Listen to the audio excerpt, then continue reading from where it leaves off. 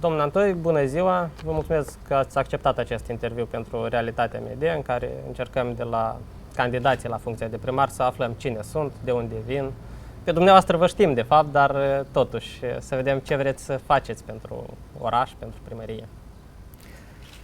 Dacă vorbim despre primărie, în oraș nimic nu poți face atâta timp cât nu pui capăt corupției în Consiliul Municipal și în aparatul primăriei.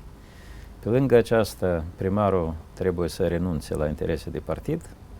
Pe lângă aceasta, primarul și echipa lui trebuie să aibă viziuni asupra dezvoltării orașului, asupra perspectivei orașului. Eu consider că majoritatea absolută a problemelor cu care se confruntă orașul și orășenii, municipiul în ansamblu, sunt, scuzați-mă de expresie, banale. Soluțiile sunt clare, de mult putea fi, multe probleme de mult puteau fi rezolvate, însă din vari motive, cum spunem noi, în primul rând corupția în Consiliul Municipal, corupția în aparatul primăriei, lipsa de viziuni strategice din partea primăriei, primarului general. Deci noi avem restanțe grave la foarte multe capitole. Bine, dar până atunci, ceea ce vreau să întreb, de ce v-ați băgat în cursa electorală? Ce v-a determinat să faceți acest pas? În primul rând, ați spus că eu sunt de rău de bine cunoscut în Republica Moldova. Tatăl democrației moldovenești, așa se spune. Da, deci, pe de o parte, eu am experiență de inginer și mentalitate de inginer. Inginerii, când văd problemele, ei imediat se gândesc la soluții concrete, cum să rezolv problema.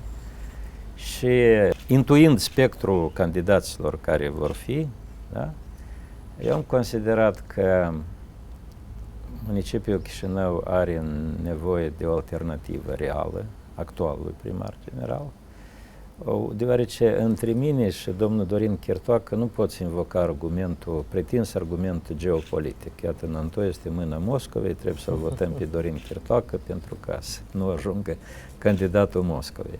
Eu vreau ca între mine și Dorin Chirtoacă să fie concurența argumentelor, concurența proiectelor, concurența echipelor. Și anume pentru a aduce o calitate nouă procesului politic la nivelul municipiului Chișinău, anume din cauza faptului că noi avem o echipă, ceea ce, știți, mai rar ori reușește politicienilor. Deci noi am decis să ne implicăm în acest proiect politic. Dar, propriu-zis, inițiativa vă aparține sau a venit cineva cu această inițiativă către dumneavoastră? În primul rând, dacă ne referim iarăși la Partidul Popular European de Moldova, e vorba de o echipă. O echipă unde se discută deschis diferite probleme, diferite situații, inclusiv, haideți să ne aducem aminte că guvernarea inițial dorea să amâne alegerile locale sau chiar să le amâne pe 2016. Inclusiv au apărut vorbe despre eventuală reformă teritorială administrativă. Exact. Pe urmă, din motive neclare, 14 iunie. Și respectiv au avut loc discuții în interiorul partidului, au avut loc discuții în interiorul blocului care a fost creat pentru a avea un instrument juridic de participare la alegeri. Și atunci când mie mi s-a propus, eu n-am ezitat mult, deoarece, cum spun eu sunt ostașul partidului și îmi dau seama că participarea mea la aceste alegeri, pe de o parte că doresc să concurez cu Dorin Chirtoacă în baza argumentului. Doar el este contracandidatul dumneavoastră? Sau? Știți care este? Nu contracandidatul, ci problema este inerția clișeilor și stereotipurilor care există la noi în societate. Cândva Dorin Chirtoacă era un tânăr de 27 de ani și nimeni nu-l lua în serios. Da? Acum, cum? Altul nici nu există.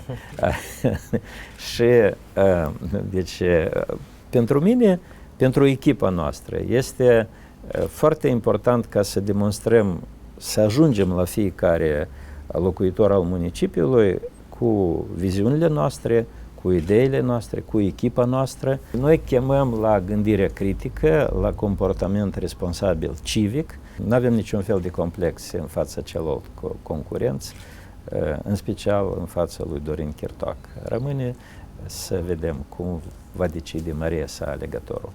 Dar faptul că sunteți candidatul unui bloc electoral, nu a unui partid, dar al unui bloc format la momentul actual din două formațiuni politice, acest fapt vă avantajează sau, din contră, responsabilitatea este una mai mare pentru că răspundeți pentru mai mulți? Formarea acestui bloc ne-a permis nouă să descoperim specialiști foarte buni care au venit pe lista de candidați la funcție de consilieri. Și eu mă mândresc de acei colegi care au venit din partea acelor partide, dar noi suntem o echipă și noi doar nu ascundem faptul că partidul a fost anunțat la 23 martie. Respectiv, alegerile locale au fost o surpriză pentru noi și noi n-am avut timp să ne pregătim din timp. Și faptul că din partea partidelor care au intrat în acest bloc au venit sincer și dezinteresat camarazii de luptă, asta ne avantajează. Atunci când ați luat decizia de a adera la Partidul Popular European din Moldova, ați făcut așa o glumă spunând că ați permit accept soției pentru a participa. Dar atunci când a apărut inițiativa de a candida la funcția de primar, soția dumneavoastră ce a spus? Sigur că soția mea m-a văzut pe mine în mai multe ipostaze, inclusiv în calitate de șomer. Dar ea este bravă, mă susține și totul e ok. Vreau să vă întreb, în cazul în care nu treceți cursa la primărie, o să rămâneți în Consiliul Municipal, ați mai fost consilier municipal? Da, dar aceea a fost o experiență nereușită, deoarece noi am trecut în Consiliul Municipal, pare mi se că eram 4 persoane, pe urmă 3 persoane au plecat în alte parte, eu am rămas singur și în ultima instanță experiența. Eu acolo mă comportam ca un agent al alegătorilor în sânul Consiliului Municipal. Am văzut din interior cum acolo, deci oamenii în fața camerelor de luat vedere fac spectacole politice cu comuniști, cu anticomuniști, iar pe urmă camerele de luat vedere pleacă și pornește business-ul propriu zis. Tu votează decizia mea, eu am să-ți votez decizia ta. Și sigur că aceasta a fost o altă experiență care deloc nu mă încântă. Deci rămâne de văzut rezultatele alegerilor și pe urmă noi vom adopta decizia. După protestele de duminică, 7 iunie, din scoarul Catedralei și Piața Mare Adunării Naționale, mai întâi PLR, iar apoi întreg blocul electoral din care face parte și PLR, au emis declarații cu privire la condamnarea acțiunilor PL și solidaritatea cu mișcarea protestatară. Vreau să întreb de ce separat, de ce nu în unison, pentru că s-a creat așa o impresie că mai întâi liberal-reformatorii au vrut să se afirme, iar ulterior întreg blocul a fost nevoit să reacționeze. Nu, deloc. Însăși faptul că atât eu precum și mulți din camarazii mei am fost în piață, sigur că noi nu ne-am urcat în scenă, că respectăm poziția platformei. Ați fost în piață sau în scoarul Catedralei, ca să înțelegem mai? În scoarul Catedralei, da. Deci asta deloc nu înseamnă că noi am așteptat decizia blocului să ne ducem încolo sau să nu ne ducem. Este o poziție civică. Noi nu acceptăm unde s-a ajuns în procesul nostru politic și de ce noi am fost acolo în piață. Ulterior, PLR-ul, ca o formațiune aparte, a adoptat această decizie mai operativă. Mulți colegi de-ai noștri sunt prinși cu plecări în teritoriu, inclusiv domnul Leancă, și deci noi un pic, poate, cu câteva ore am întârziat. Dar aceasta nu schimbă esența problemei. Sigur că întrebarea nu mie trebuie să-mi fie adresată, dar în primul rând PL-ul trebuie să răspundă la întrebare. Care a fost scopul acelui meeting? Eu, știți, nu prea îmi place, nu vreau să spun că nu mi-accept, că iată, când cineva rezervează Piața Mare Adunării Naționale pentru 99 de ani înainte, în ziua. Și aici trebuie făcut o modificare, da, și aici trebuie rezervarea a fost făcută în 2012. Și în special, când, dacă nu greșesc, PL-ul a adus acele autobuze care să demonstreze cam cât ar arăta masa de 1 miliard furat și alături oamenii protestau împotriva furtului secolului. Păi în mod firesc asta trebuie să fie împreună. da? Dar s-a creat o contrapunere și e regretabil.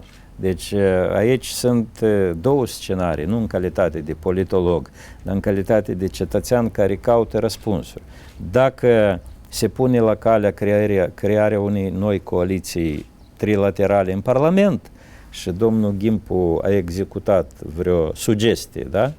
E o poveste. Dacă nu se pune la calea crearei noi coaliții și domnul Gimpu a pornit acest meeting în scopuri pur electorale, atunci probabil în cazul dat va funcționa principiul cel unde dai și unde crapă.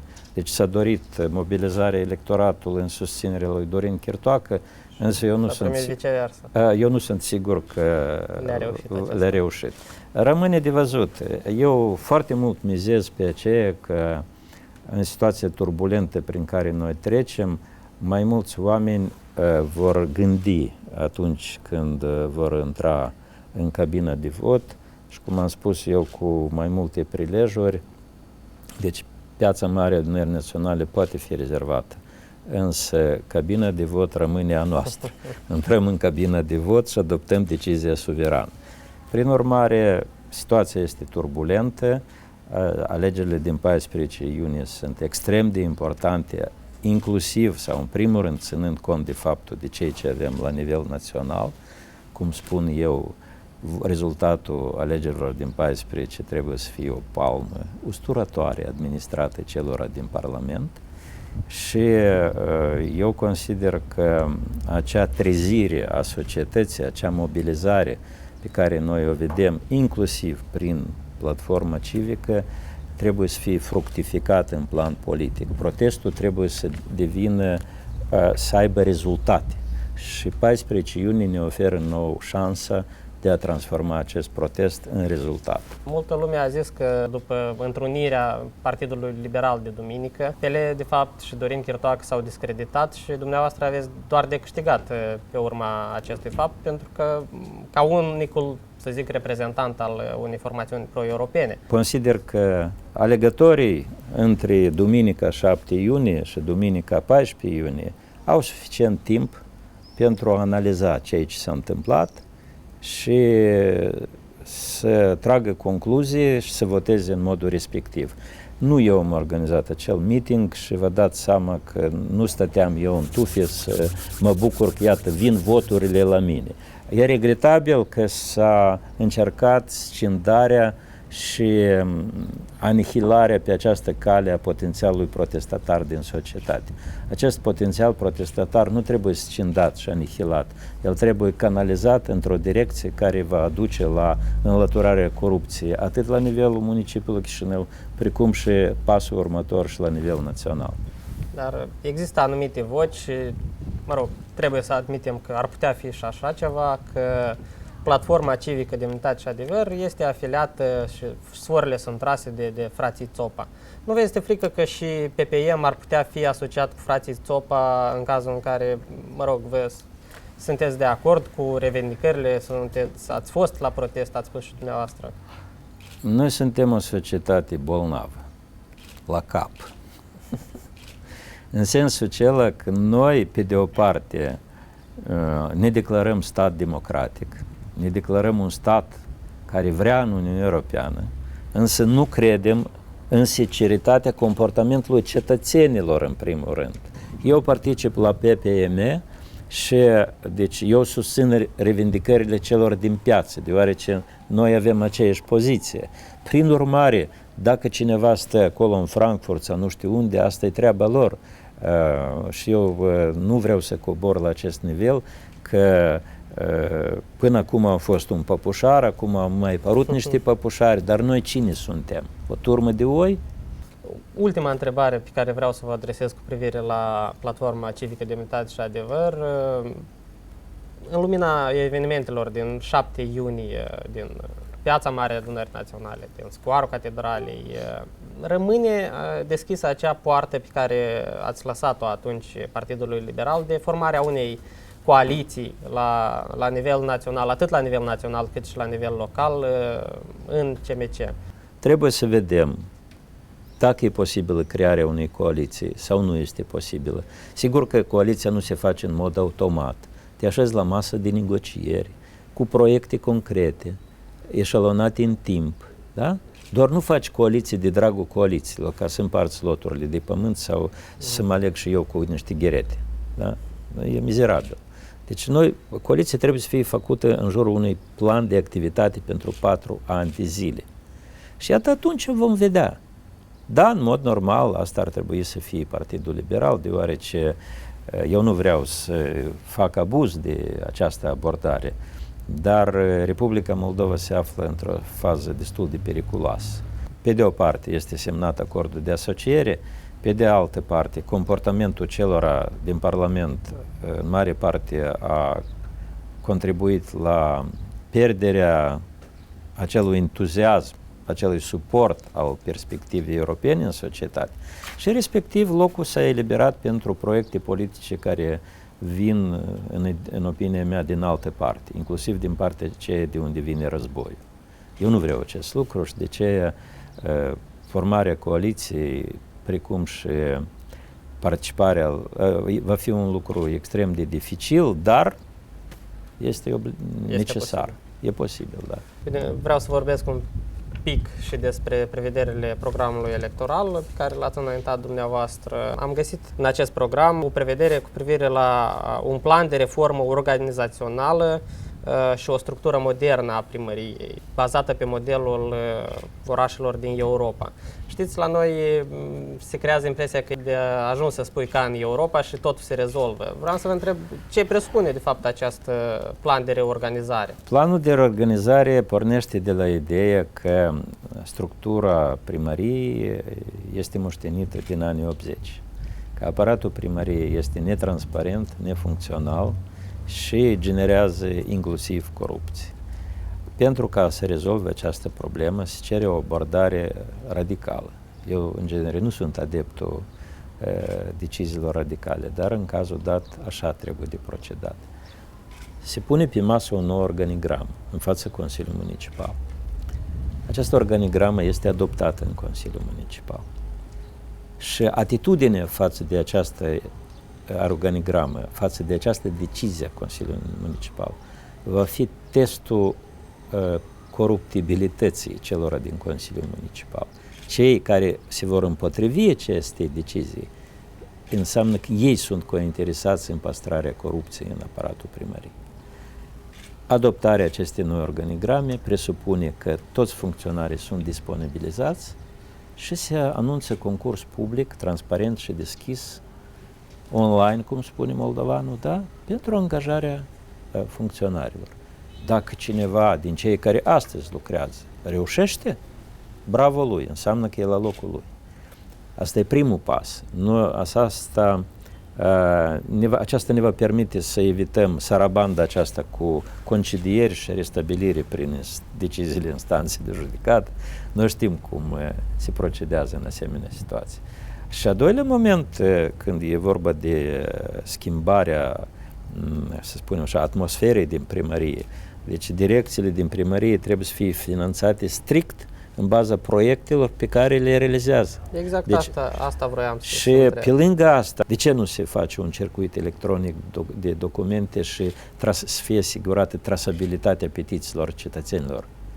Ca să fie cetățeanul, deci când cineva îți trimite de pe continentul european cu poșta rapidă ceva, poți să monitorizezi cum vine coletul. Dar aici documentul tău care îl depui la primărie, până nu... Da, birocrație, da, înțeleg. Asta nu e birocrație, asta e corupție. Și asta lipsa de viziune. Birocrația naște corupție. Da, nu totdeauna. Fără aparat birocratic nu poți funcționa. Alta este că trebuie să facem aceste schimbări radicale care să schimbe atmosfera și eficiență. Bun, dar acest program cu bugetarea în baza concursului, da? Să înțeleg că stă Consiliul Municipal Chișinău și zice, ai proiect, îți dăm buget, n-ai proiect, nu ți-l dăm. Da. Așa o să funcționeze? Da. Da. Noi avem mai multe propuneri, inclusiv un procent oarecare de buget să fie realizat în baza propunerilor comunității. Noi avem proiectul de implicare a voluntarilor. Noi avem proiectul de participare cu organizațiile neguvernamentale, Da. deoarece noi trebuie să stimulăm crearea acestui sentiment de comunitate, orașul nostru, orașul în care vrei să rămâi. Deci să fie spiritul ăsta, nu că undeva este primărie și undeva sunt eu. Deci să fie un organism integru. Citez din programul dumneavoastră efectuarea anuală a unui audit extern a primăriei de către una din marile companii internaționale de audit. Vreți să spuneți că auditul extern costă mult? După raportul Kroll, auditul extern costă mult și rezultatele vedem noi că nu sunt tocmai cele așteptate. Cu raportul Kroll. Raportul companiei Kroll, noi am trecut la altă temă, dar el este unul preliminar. Și raportul Kroll este realizat în baza informației oferite de Banca Națională. Faza a doua e cea mai interesantă. Când compania trebuie să treacă la investigare aprofundată, să stabilească cine sunt făptașii crimei secolului și să asigure întoarcerea banilor în țară.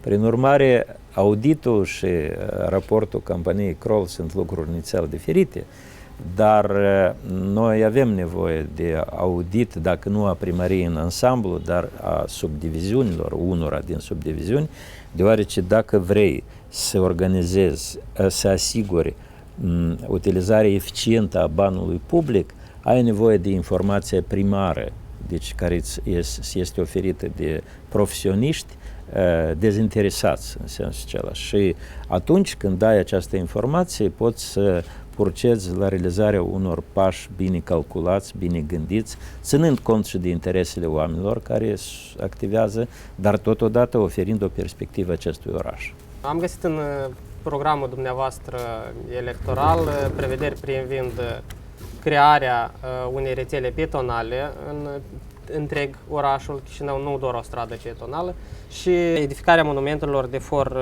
public, da, în toate sectoarele municipiului Chișinău. În primul rând, aș vrea să ne povestiți puțin despre această rețea pietonală, iar într-al doilea, dacă monumentele sovietice, ce facem cu ele? Ar trebui strămutate într-un parc al monumentelor sovietice sau? Începem cu pietonii, cu cicliștii, cu transportul public. În calitatea mea de inginer, de locuitor al acestei urbe, eu îmi formulez întrebarea. Bine, s-a prăbușit Uniunea Sovietică în 91. Bine, am trecut prin criza economică, prin prăbușirea economică.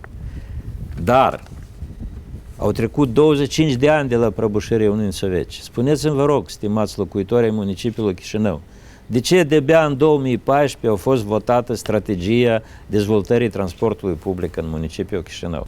Oare nu era clar că noi avem nevoie de transport public, de piste pentru cicliști, de zone pietonale, noi avem nevoie de standarde europene în ceea ce privește poluarea aerului, noi avem nevoie de parcări cu plată, dar ele trebuie să fie, deci asta e o abordare, trebuie să fie sistemică.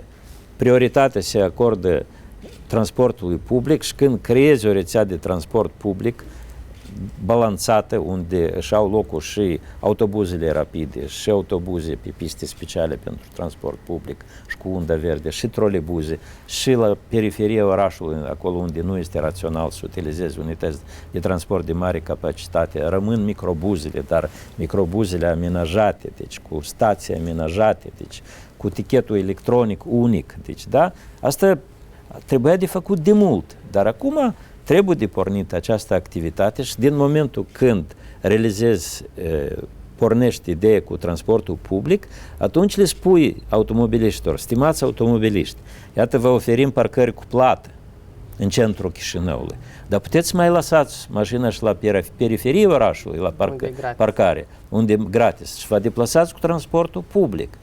De ce primarul New Yorkului poate să meargă la lucru cu metrou, da? Pentru că nu e moldovean, probabil. Nu. Noi trebuie să schimbăm mentalitatea noastră și eu nu mă sfiesc să circul cu transportul public, dar asta ceea ce avem încă nu este transport public, este parodie. Cu cicliștii.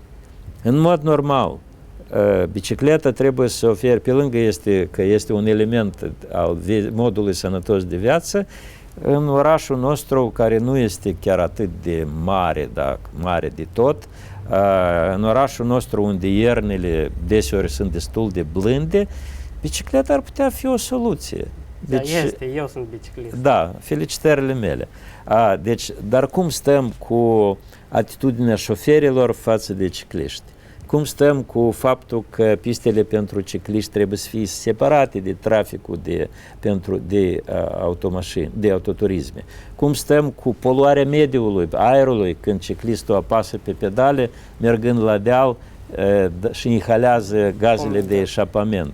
Cum stăm cu aceea că în orașul acesta, dacă te uiți pe harta orașului, vezi cum foarte ușor, fără cheltuieli substanțiale, poți să organizezi niște trasee de cicliști care se conecteze diferite sectoare orașului separate de transportul public și autoturisme. Deci, foarte multe lucruri pot fi realizate, dar, repet, trebuie să terminăm cu interesele de partid la primărie, trebuie să terminăm cu corupția și trebuie să avem viziuni strategice, să ne întoarcem cu fața spre oameni. Eu nițel am trecut la emoții, dar cu adevărat, eu nu înțeleg ce să sperăm că în foarte curând, mă rog, după 14 sau după 28 iunie, sperăm că o să se când schimbe. afle că primăria a contractat bani de la Banca Europeană de Reconstrucție și de Dezvoltare pentru modernizarea 6 străzi centrale și acești bani, adică nici nu sunt utilizați. Dar mergi pe trotuare în centrul orașului care se declară capitală europeană și îți frângi picioarele. Bine, am depășit programul electoral, probleme sunt Da, asta deja am trecut la emoții, dar pur omenește, nu înțelegi ce se întâmplă cu orașul nostru. Pe final vreau să vă întreb cum vă pare această campanie electorală, pentru că mie personal îmi pare una foarte pasivă. Eu nu particip la întâlnirile din blocuri, dar la televizor, în presă, cam puțini apar. Această campanie electorală trebuie să fie campanie de meditare pentru cetățenii noștri, pentru ca să trecem de la faza aceasta când foarte ușor ne-am lăsat manipulați de diferite slogane și lozinci, da? Să votăm în mod conștient. Și eu iarăși revin la aceea că campania e liniștită, putem să spunem că e anemică, dar când ne uităm la spiritele protestatare din societate, ele există.